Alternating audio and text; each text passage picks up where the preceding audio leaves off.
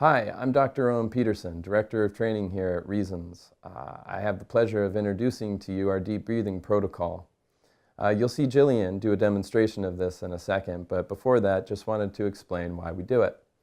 Our interest in this exciting development that we've had the honor to integrate into our program was to allow our clients to better connect their affective states to their breathing patterns. The utility of this for folks is that they have a richer, more full experience of their emotional states by learning how to observe the rise and fall of their breath and how it's connected to said emotional states. With that learning, when people have acute states of emotion, they can tune into their breathing and also observe the full experience of that, which helps in not leaving artifacts that can contribute to reinforcement or re-experience of pathology later in life. Hi, my name is Jillian Zafransky. I'm the yoga therapist here at Reasons Eating Disorder Center. We're going to be taking a little bit of time to understand the way that yoga and meditation work together and hopefully find a little more union in the mind and the body. The first thing I'm going to ask you to do is, if you are sitting in a chair, come to the edge of your chair. Make sure your feet are firmly planted on the ground. Roll your shoulders up, back, and down. Push into whatever it is you're sitting on and feel space in the length of your spine. If you like sitting on the floor, just make sure you've got something underneath you, maybe a couple pillows or a yoga block. You want to make sure that you're not dumping into your hips and hip flexors. Make it easy for yourself to sit up and out. So once you've got yourself in your alignment, notice it. Neutral spine is what we're striving for. We're trying to train the muscles of the back and the body to find neutral. Neutral in yoga, we also call it mountain pose. So you have a small curve in your lower lumbar spine, and then up between your shoulder blades, some flat open space, and then you have another curve in the back of your neck. Be mindful, your body is actually not straight. There's actually curves in it. You're going to use a little bit of your stomach and the erector muscles of your spine to help support that length. Once you find it, allow your eyes to close. Start moving your breath. Feel your feet on the ground and your hands resting maybe on your legs. First initial cold body scan, so you're just checking in. Couple questions you can ask yourself to check in at the very start of this is, where am I starting from? Where do I feel my breath in and around my body? Where does it feel like my breath is caught or stuck? Where do I feel my breath is moving with ease? And the last thing you can ask yourself is, where do I feel grounded and supported in my body right now? And where do I feel like I need a little extra support or kindness?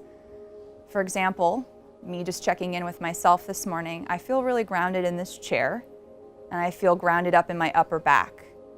But I've had some things that are heavy on my heart lately, so I'm going to use my hand and place it on my heart to just offer myself a little extra support there.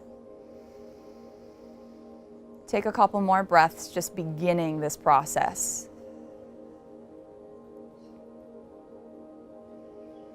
Good. Once you've found a few grounding breaths inside your body, you can allow your eyes to open, you can allow your body to fidget. So a great thing to free yourself up from is the idea that meditation has to be still.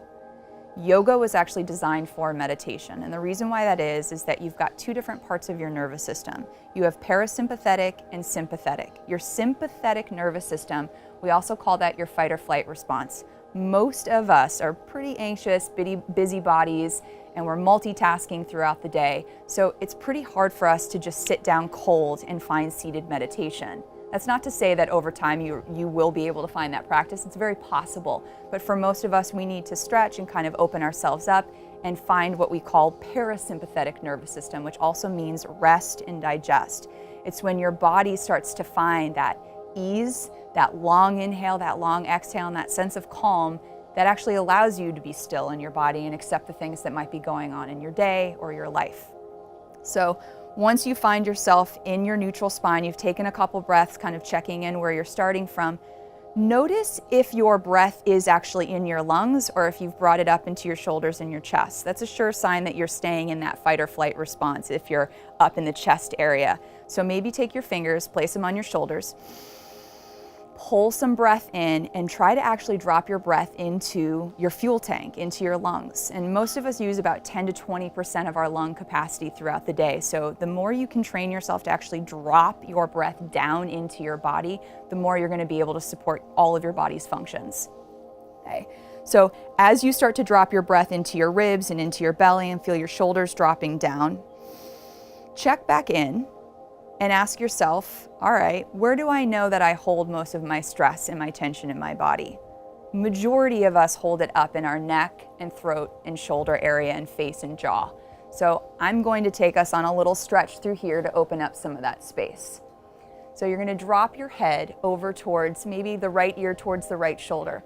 When you get the right ear towards the right shoulder, tip your chin up towards the ceiling. You're trying to expose the side of the throat here.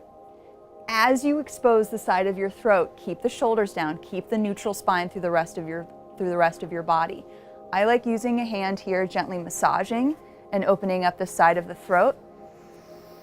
Find your breath, deepen it, and you're massaging your fingers along your scalenes. You have 3 sets of muscles here called your scalenes. When these muscles get tight, and they tend to get tight when we go through some emotional or stressful times, kind of bite down and grip here, they push up on the bundle of nerves in your throat called your brachial plexus. They also can create headaches and pain shooting down the arm. So I'm going to massage here a little bit with my fingers, and I'm going to breathe deeply and try to relax my jaw. Good. One of the things I would love for you to do is add some sound. So we'll start breathing in. We'll start with a hum, and then we'll open the sound of the hum up. It goes a little like this.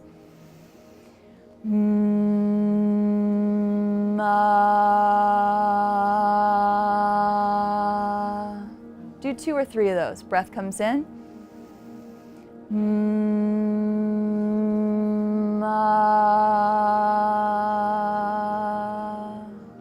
You'll slowly float your head back up. When your head comes back up, relax the shoulders down. I can already feel in my own body, I want to close my eyes. I want to sense in. I want to feel the difference between the right and the left side. I feel a warmth and a tingly sensation. And I immediately want to do the other side to kind of even and balance myself out. So I'll drop the ear over towards the opposite shoulder, shoulders down, again, still lifting up through the spine. Chin tips up, maybe the eyes close, gentle massage on the throat, scalenes, jaw releasing. Good, breath comes in.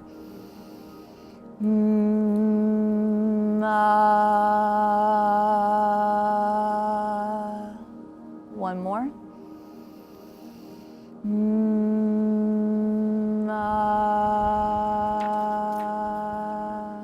Slowly the head will float back up, the shoulders are dropped down the back. Check back in, notice how that feels. So you can warm up the hands a little bit. And you're going to take your fingertips into the jaw and start digging into your jaw, opening up some space here. You can press into here, you can push underneath the chin and get into your tongue muscle. You can also use your fingers to press into your sinuses and open up some space here. Good. So once you feel, and you might be surprised with what you find. It's the other thing too, most of us have been living in our bodies long enough. We know where we hold our personal stress and tension. I know for me, this is a go-to spot. This is where I hold. So as you start opening up some of those spaces, call yourself out on your go-to places, but also keep yourself open to the things that might feel good in your body. We are designed to notice the negative. It's a defense mechanism for survival. So keep giving yourself permission to notice, yeah, my jaw might feel really stressful and it might have some frustration and some tension here in the jaw, but there are other places in my body that actually feel really good right now. Like, okay, my hands feel relaxed, and I actually feel really grateful this morning that I have 2 working legs. Could be really simple and easy, things we take for granted, but use those as resources to carry you through the rest of your day. You're also going to stretch your tongue out. This is where we communicate from. So this is something that you should do regardless if you're going to be filming a meditation exercise or not. You want to stretch your tongue because how we ask for the things we need, how we speak from our heart and ask for what we need comes from inside our mouth and the breath support from our bellies and our lungs. So you're going to take a big breath in and you're going to stick your tongue out as far as you can out on sound. Ha! And if I can do this in front of a camera, you can do this alone in your bedroom. Take a breath in. Ha. Good. Let that go. Okay. The other thing I'm going to have you do is you're going to pull a bunch of oxygen into your rib cage and lungs, as well as stretch open your jaw and the inside of your voice and throat. So normally when you say a K sound, you're pushing the breath out of your mouth. For this one, I'm going to have you pull the breath into your body. So normally it would go K, K sound goes out. Now I'm going to have you pull it in. So you're going to go good. And we'll do about 3 of those, and then we'll pause and we'll notice the way that the oxygen and the stretch in the jaw feels. Big breath in. 2 more. Last one.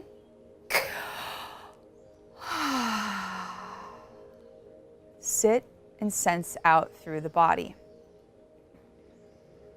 A little oxygen rush. I feel a lightness in my face. I feel a stretch in my jaw. And naturally, my eyes want to stay closed. So every time you stretch something, you'll probably be surprised by how much more willing you are to want to be still and quiet with yourself.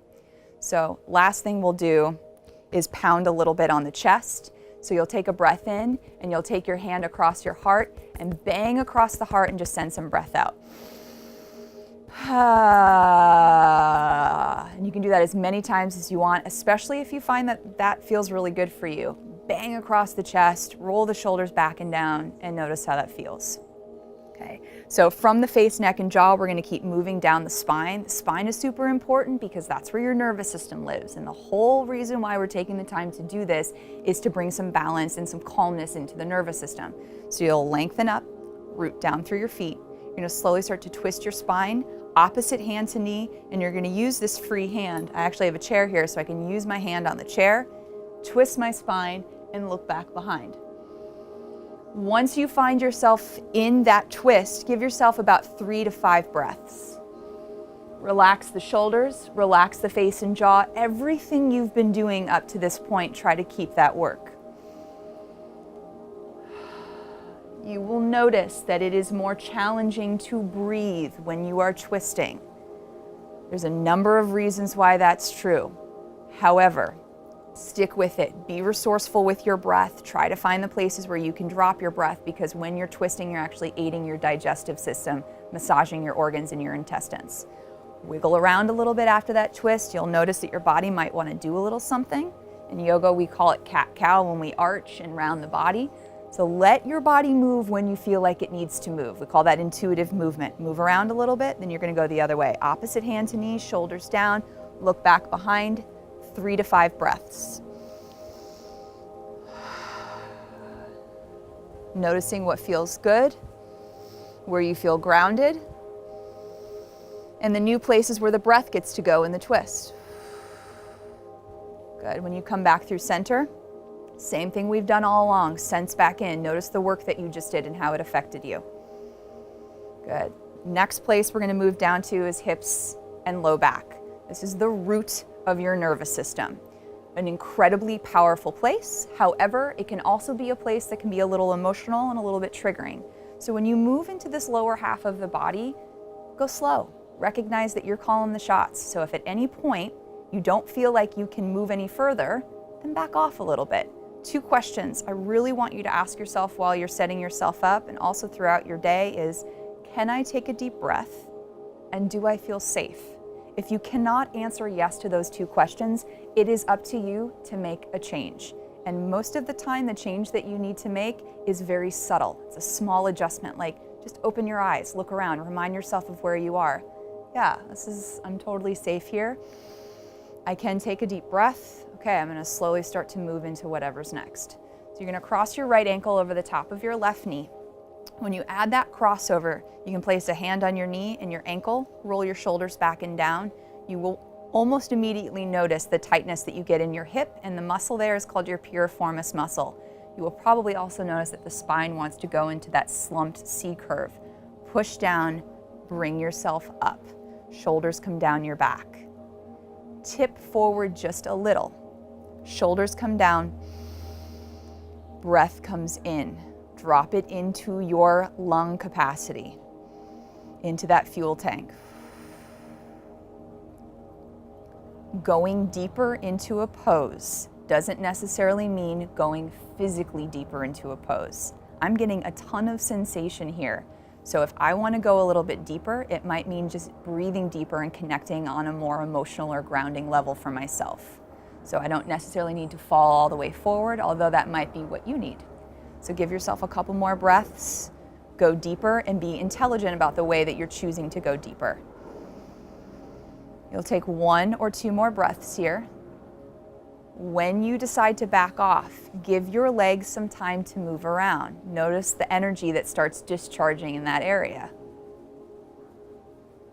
Good. Then when you feel ready, you can replant that foot, cross the opposite ankle over the knee, roll your shoulders up, back, and down, lift through your heart and your chest. Think of that mountain pose, that neutral spine. Keep that integrity in your body, even though you're tipping and feeling, this is my tighter side. You'll notice probably one side's tighter than the other. And if you do notice an imbalance like I just did, maybe you take longer on this side and cater to your needs. You might find that some emotional stuff comes up when you come into your hip. So as I mentioned before, if something's heavy on your heart or on your mind, use one of your hands. Ground yourself. Back off when you're ready.